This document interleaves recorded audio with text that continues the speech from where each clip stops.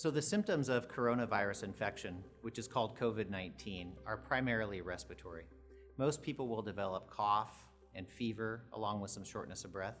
Occasionally people can have some GI symptoms such as nausea and vomiting as well, but primarily respiratory symptoms are what we see in most cases.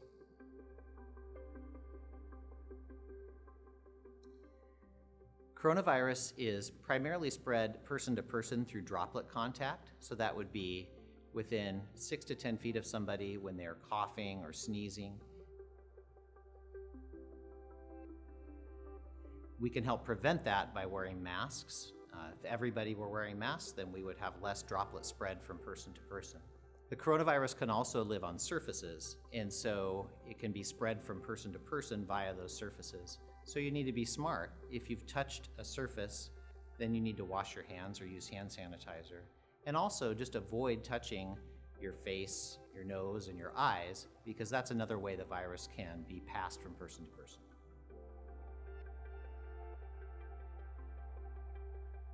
So there are a lot of different masks out in the community right now. And for instance, when you go to your healthcare provider's office, you might see people wearing simple paper masks or surgical masks. You might see people wearing cloth masks. You hear of people wearing N95 masks, and all the way to the positive pressure hoods that providers will wear at some times.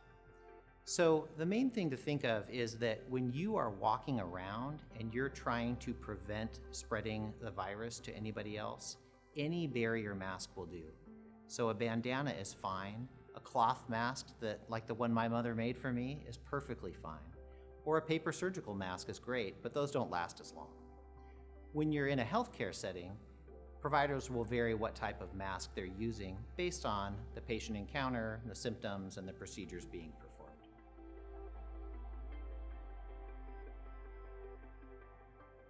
If you're concerned about having the coronavirus and you have general questions, you could start by calling the Department of Health's hotline.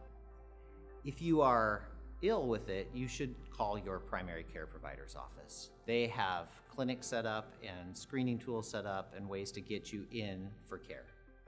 The urgent care is another option that is available throughout much of the day here, including drive-through testing for patients who have symptoms.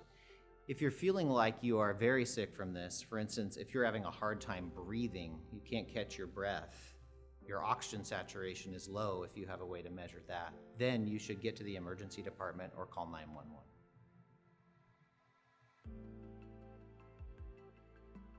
If you do go to a healthcare provider for testing, they'll generally ask you some screening questions such as what your symptoms are.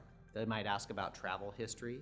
They might ask if you have been in contact with anybody who's been potentially sick or who you know has been infected with this virus. They'll check your vital signs, they'll check your oxygen saturation and your temperature, and then based on those screening criteria and based on your symptoms, they'll determine whether testing you is appropriate or not.